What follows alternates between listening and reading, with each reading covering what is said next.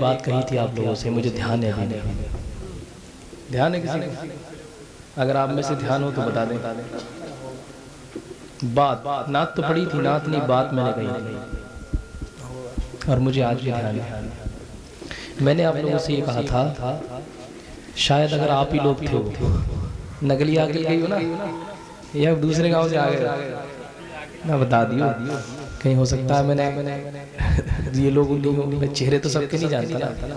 میں نے آپ لوگوں سے یہ پوچھا تھا کہ کیا آپ نے کبھی اپنے امام صاحب کو نماز سنائی ہے؟ یہ پوچھا تھا میں نے، لیکن سب نے کہا تھا ہم نے کبھی نہیں سنائی۔ تو پھر یہ کیسے پتا کہ نماز یاد ہے یا نہیں صحیح کر کے؟ ارے جب کبھی سنائی نہیں ہے تو پتا کیسے؟ نہ کمیٹی والے سناتے ہیں جو مسجد کے خزانچی ہوتے ہیں، وہ تو شہنشاہ سمجھتے ہیں اپنے آپ کو، ہے نا؟ کبھی امام صاحب کو بیٹھ کر کے نماز نہیں سنائی۔ اب آپ بتائیے، کھیت ہے نا ایک کھیت، جب تک اس میں بیج نہیں ڈالو گے، صحیح بات ہے، پانی نہیں لگاؤ گے، جوتو گے نہیں، اس کی گندگی صاف نہیں کرو گے، کھیت اچھا ہو جائے گا؟ اسی طریقے سے جب تک عربی کو اچھی طریقے سے پڑھو گے نہیں، آپ کی نماز ہو جائے گی؟ نہیں ہو سکتا۔ دھیان کر لیجیے، میری بات نوٹ کر لینا، پورا جلسہ قبول ہو جائے گا اگر اس پہ عمل کر لیں۔ کل سے ہم اپنے امام صاحب کو اپنی نماز ضرور سنائیں گے انشاءاللہ۔ اب کہیں گے نعت پڑھنے کے لیے بلائے تو تقریر کرنے لگے، لیکن بہت بڑے پتے کی بات بتا رہا ہوں، پہلی صف میں کھڑے ہونے والے لوگوں کی نماز یاد نہیں ہوتی۔ ہم یہاں پڑھے ہیں اور سوچ رہے ہیں ہم مودی یوگی کو ہرا دیں۔ ہمارا حال یہ ہے کہ ہماری ماؤں بہنوں کی نماز یاد نہیں۔ پڑھنا تو الگ بات ہے، پڑھنا تو اللہ کی توفیق سے ہوتا ہے، ہمارے یاد نہیں ہے نماز۔ اللہ ہم سب کو ہدایت فرمائے۔ میری بات یاد رکھنا، اگلی بار اگر میں آیا دھوکے سے یہاں پہ تو پوچھ لوں گا کس نے سنائی تھی۔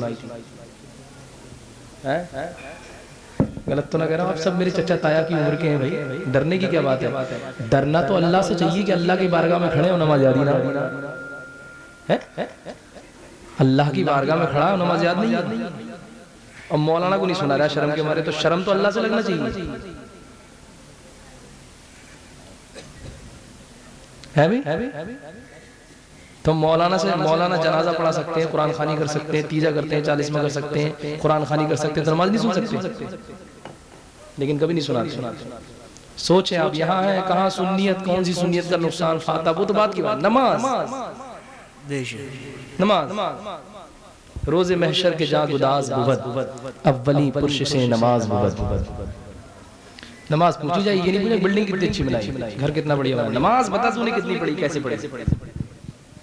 اور آج تو تم بہانہ بھی نہیں کر سکتے، آخری بات کہہ دوں پھر میں شروع ہوتا ہوں، آج آپ بہانہ نہیں کر سکتے کہ ہم نے سیکھا نہیں تھا، بہت کام تھا، یہ تھا، میں 2 گھنٹے موبائل چلانے کے لیے، گپ شپ ہوٹل پہ لڑانے کے لیے، یہ ساری باتوں کے لیے وقت ہے، 3 ٹائم کھانا کھانے کے لیے وقت، لیکن وقت نہیں مل رہا تو نماز اور دین سیکھنے کے لیے وقت نہیں مل رہا۔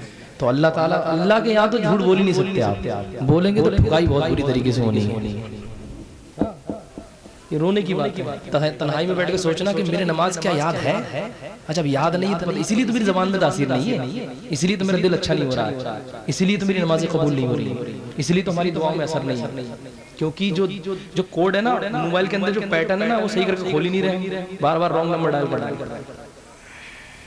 پیٹرن کیا ہے کہ قرآن کو صحیح کر کے ترتیل کے ساتھ، تجوید کے ساتھ پڑھنا ہے۔ ارے جب غلط پڑھ سکتے ہو تو صحیح بھی پڑھ سکتے ہو،